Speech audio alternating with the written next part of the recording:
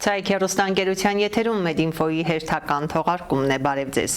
Այսօր տաղավարում հյուրընկալել են Գյումրու Բերլին պոլիկլինիկայի մանկաբարձ գինեկոլոգ Անահիտ Ղազարյանին։ Բարև ձեզ, բժշկուհի։ Բարև ձեզ։ Շնորհակալ ենք, որ մեր հրավերն ընդունեցիք։ Շնորհակալ եմ հրավերքի համար։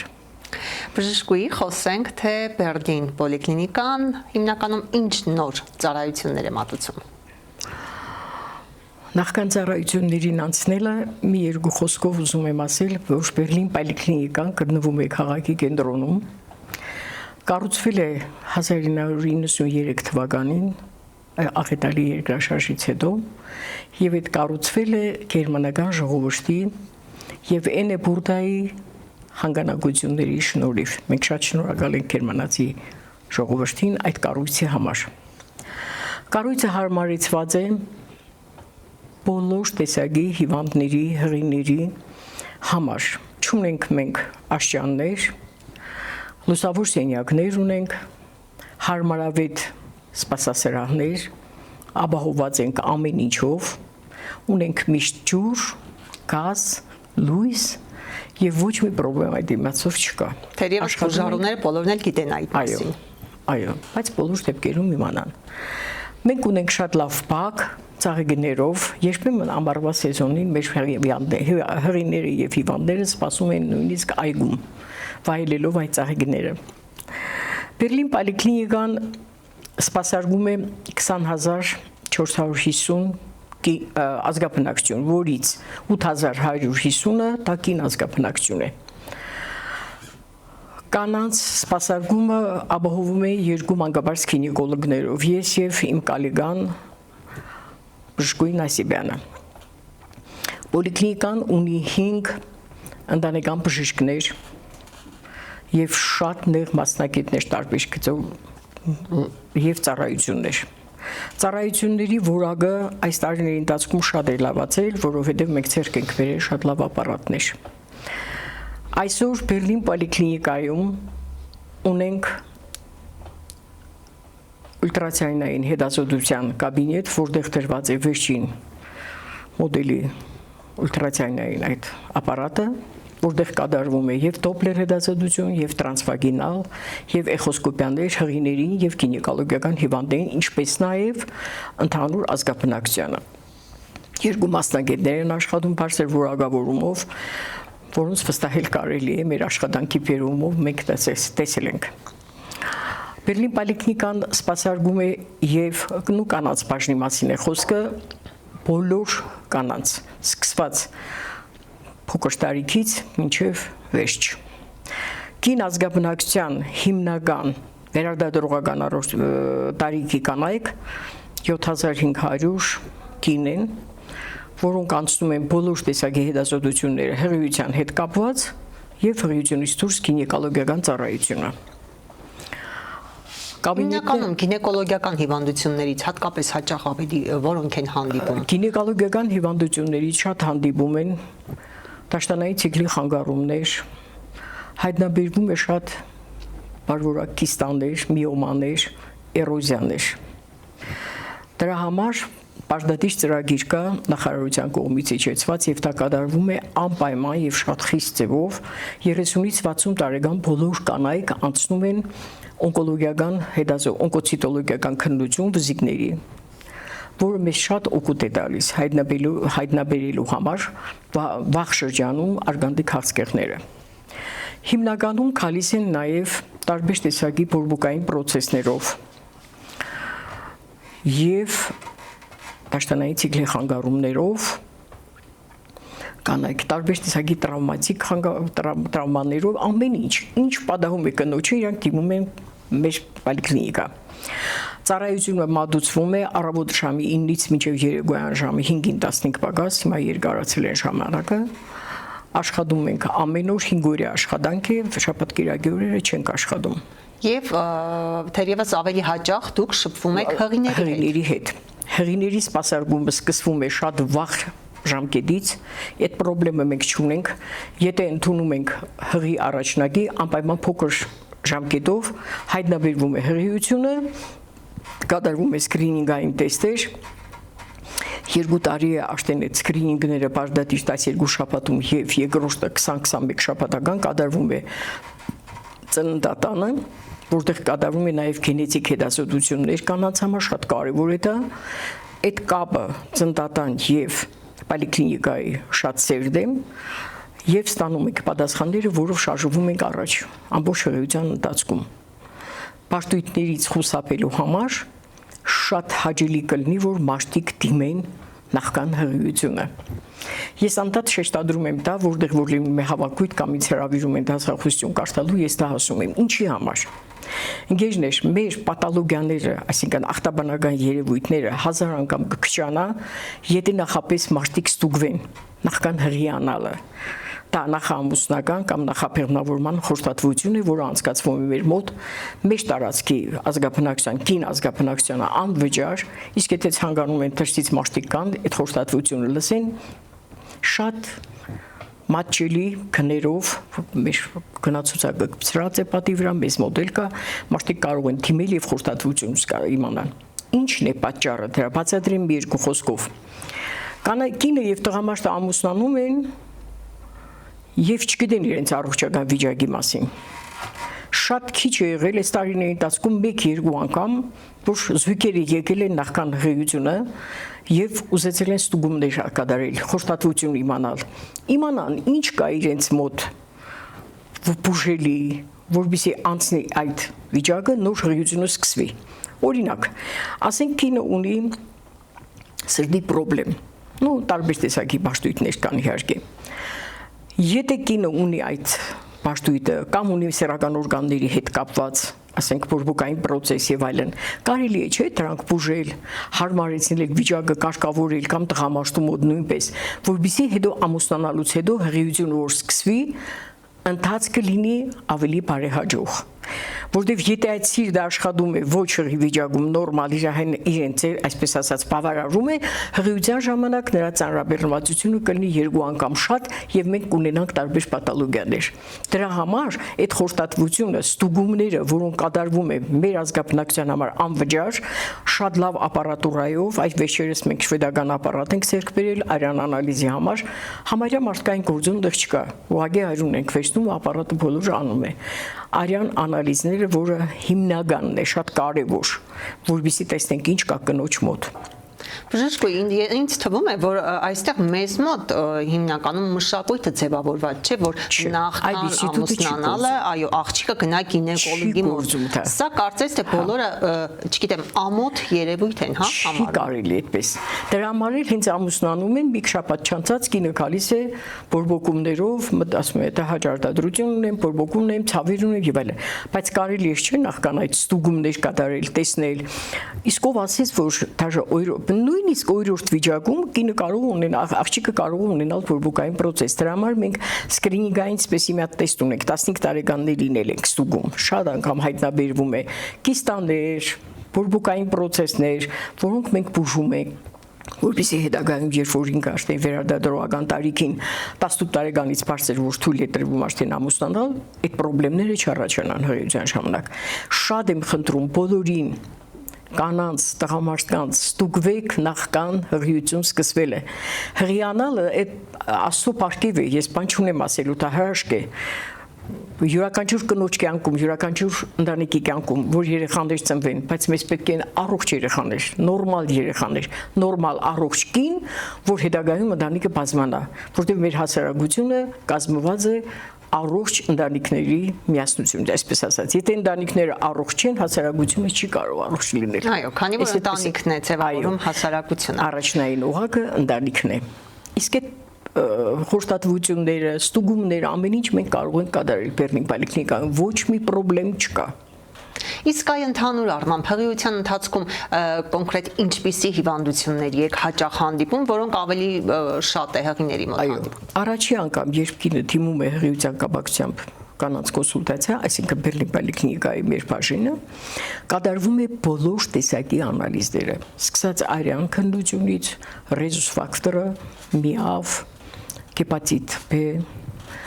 միսի քննություն, քսուգի քննություն եւ այլն։ Այդ քննությունները կատարելուց հետո կնոջ շատ հաճախ երբ որ ես տալիս եմ տարեկան ստատիստիկա եմ անում եւ տալիս եմ հաշվետվություն, տեսնում եմ, որ թագավարությունների թիվը շատ է լինում։ Կանանց մոտ շատ կա արյան պակասություն, այդ թագավարյունությունը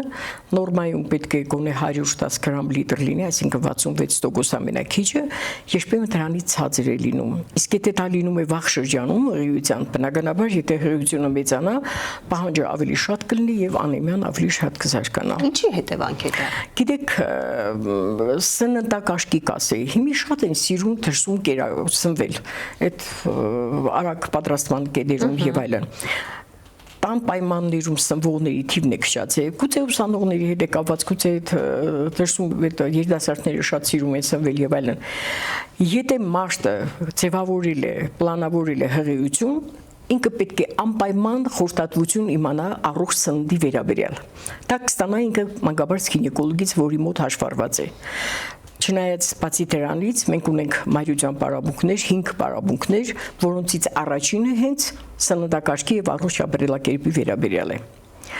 Չզարմանաք, բայց Գյումրիում կան կանայք, որոնք սիրում են խմել, ալկոհոլ եւ ծխել։ Մենք ունեցել ենք այդպիսի դեպքեր եւ դրսում շատ սնվել։ Կատեգորիկ ես արկելում եմ առաջի այցի ժամանակ դրսից այդ կոկա-կոլա, պեպսի-կոլա, այդ ֆանտա, այդպիսի բաներ օգտագործել չի կարելի եւ պետք է անպայման թողնել իրենց վնասակար սովորությունները։ Նույնիսկ այն կանայք, որոնք աշխատող են եւ թունավոր նյութերի հետ գործ ունեն լաբորատոր ծառայությունների մեջ, կամ ասենք իրենց աշխատանքի բերում բիոլոգներին եւ այլն, պետք է հանել աշխատանքից կամ թեթևացնել աշխատանքը, որովհետեւ ռենտգեն ծառայության մեջ աշխատող բուժքույրեր ունենք, պետք է հղիության ժամանակ ավելի պաշտպանված լինեն, որովհետեւ չազդի դա երեխայի զարգացման վրա, որովհետեւ բարդույթներ չառաջանան։ Հենց այդ պատճառով էլ մենք կատարում ենք այդ սկրինինգային տեստերը։ Այդ սկրինինգը, այդ 12 շաբաթականի ժամանակ եւ 22-րդ սկրինինգը 20-21 շաբաթական, երրորդը կատարում ենք 34-ում, որովհետեւ վաղ շրջանում հայտնաբերենք կան շեղումներ երեխայի հետ կապված։ Իսկ անեմիայով, այսինքն սակավարյունությամբ ունեցող կանանց մոտ կարող է առաջանալ այդպիսի բարդույթներ։ Նախ երեխաները նորմալ չեն սնվում, սկսում է շնչարգելություն, պտղի զարգերը արագ է լինում։ Կինը ունենում է հեվոց, թուլություն, քնկոդություն, այդ բոլորը կապված է վատախորժակ, այդ բոլորը կապված է արյան պակասության հետևանքով։ Պետք է սննդակարգի միջոցով եւ դեղորայքային նայած ինչպիսին է տոկոսը որոշել։ 70 գրամ լիտրի դեպքում, երբ որ 42% է լինում, մենք արդեն երրորդ մագարտակի ծնտատուն ենք ուղարկում հեմատոլոգի կոնսուլտացիայի, որպեսզի կարողանան բուժել կնոջը։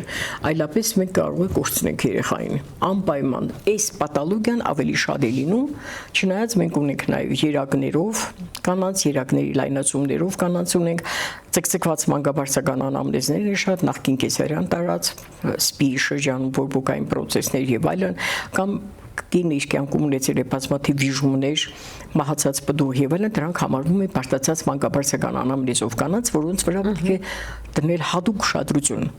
Եվ հաշվառվում են, մենք ունենք այդպիսի կարառումներ, թե ինչ պաթոլոգիա է պահում ենք։ Երբեմն առաջի սկրինինգի ժամանակ, որը կատարվում է ծնտատանը, այնտեղ են աշխատում բարձր որակավորում ունեցող մանկաբան էխոսկոպիստները, հայտնաբերում ենք արադավոր երեխաներ։ Պտուղներ, արադներ կան, որոնք թողնում ենք, որ ծնտաբերեն, վերջում կարելի է վիրահատության միջոցով ուղղել է արադը, բայց կան արադներ, որոնք անհամատեղելի են կյանքի հետ։ Դրա համար մենք վաղ շրջանում, եթե հայտնաբերվում է այդ արադը, հաստատվում է Երևանում պերինատալոգիայի ինստիտուտում, Քավլիցի բազմաթիվ անգամ ես տեսել եմ, որ մեր աղջիկների դրած այդ ուզինը կատարված մասնագետի եւ Երևանի մասնագետների այդ դիագնոստիկայի մեջ տարբերություն չկա, այսինքն կարելի է հիմնվել վստահություն, որովհետեւ գինեկոլոգը մանկաբարձը, որը վարում է հղիությունը, դրանց վրա է հիմնվում, դա է ցույց տալիս։ Բայց ունենում ենք նաև անցյալ տարի, օրինակ մենք ունեցել ենք 4 հատ արադով երեխա, որոնք ընդհատվել է հղիությունը,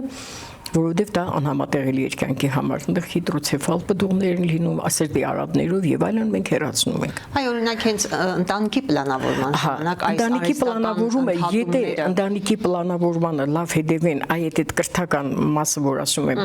ընտանիքի պլանավորման առաջի կետը հենց նա է ունենալ միայն ցանկալի երեխաներ, ցանկալի պտուղներ։ Մենք չենք ասում ունեցեք 2 հատ կամ 3 հատ, դա որոշում է ընտանիքի որոշումն է, ելնելով իրենց սոցիալական, կենցաղային, բարոյական, հոգեբանական եւ այդ վիճակներից ելնելով իրենք են որոշում երեխաների քանակը, բայց մենք ուղղորդում ենք, որ ունեցեք բալիկ այն ժամանակ, երբ որ ցանկալի է այդ երեխան եւ հարմար է ձեզ այդ ժամանակ ունենալ այդ բալիկը ձեր առողջական վիճակները ստուգելուց հետո որպեսզի ծնվեն նորմալ առողջ երեխաներ անցանկալի հղիություններ չպետք է լինեն բայց ինչպես անենք որ այդ անցանկալի հղիությունները չլինեն մենք նրա համար ենք այնտեղ աշխատում որպեսզի թույլ չտանք որ անցանկալի հղիություն լինի որովհետեւ մեծ մեղք է կինը հղիանա եւ գնա վերջացնի վիժումով արհեստական ընդհատումով կամ թեորիկային պայքարում ենք դրանց դեմ չենք ուզում որ դա լինի ունեցեք բալիկ այն ժամանակ երբ որ հարմար է ձեզ ամեն ինչին է հարմար ձեր բնակարանային պայմանները ձեր նյութական պայմանները ձեր սոցիալ-հոգեկան վիճակը ամուսնական հարաբերությունները ձեր առողջական վիճակը որը հարմար է այդ ժամանակատվածին նոր ունենալ բայց սրա համար էլ է հարկավոր գիտակցական մակարդակի բարձրացում անպայման դրա համար ենք մենք նստած որպեսզի իրենց հետ կատարենք այդ խորհրդատվությունները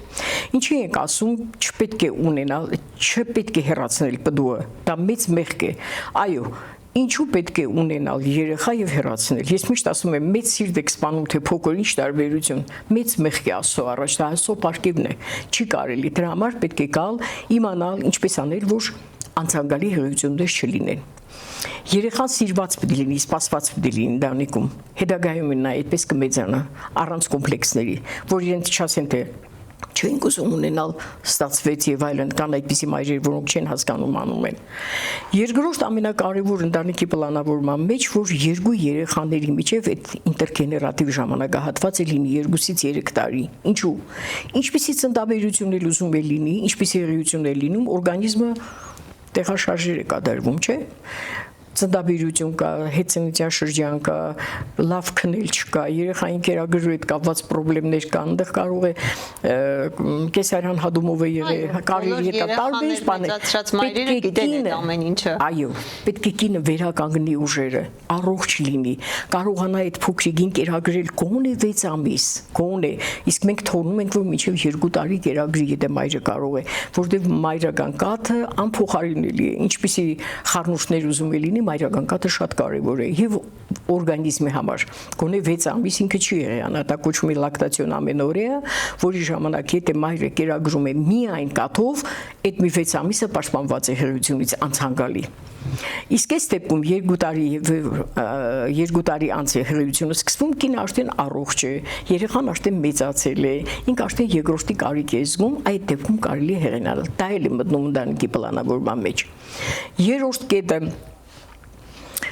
պետք է շատ ուշադիր լինել սեռավարակների նկատմամբ դուք գիտեք Շիրակի մարզի եւ ընդհանրապես Գյումրի քաղաքում շատ է արտաքնա աշխատողների թիվը հիմա չգիտեմ քչացել է բայց կար ստատիստիկա որ 70% տղամարդիկ Ռուսաստանում են դե իրենք էլ կրթված չեն էլի այդ հարցով սեռավարակներ են բերում կանայք ունենում են հիվանդություններ հնարավոր է որ նույնիսկ այդ սեռավարակով կինը հղիանա բայց հղիությունը պարտույտներով կընթանա անպայման ինֆեկցիան կացի երեխային մենք ունենանք արդեն խնդիր է քիչ աճի աբախում կարող ենք ունենալ մեռելացնություններ վիժումներ որոնք ոչ ցանկալի են կնոջ համար իսկ յուրաքանչյուր վիժումը յուրաքանչյուր արգանդիքերումը վնասակար է իր օրգանիզմի համար կնոջ օրգանիզմի կինը պետք է ունենա առողջ երեխա մաքուր արգանդը լինի նորմալ վիճակում այնպես որ խնդիրներ չունենանք դրա համար պետք է հետևել նաև ստուգումներ կատարել որ սեռավարակներ չլինեն սովորական բուրբուկային կամ բակտերիալ ծագումով կամ վիրուսային եւ բուժվել հնարավորինս որպեսզի առողջ լինեն նոր սկսեն հղիություն դրանք անպայման այդ կետերը պետք է պահպանվին ընտանիքի պլանավորման այս դեպքում բնականաբար ախտաբանությունները քիչ կլինեն կունենանք առողջ մամա առողջ երեխա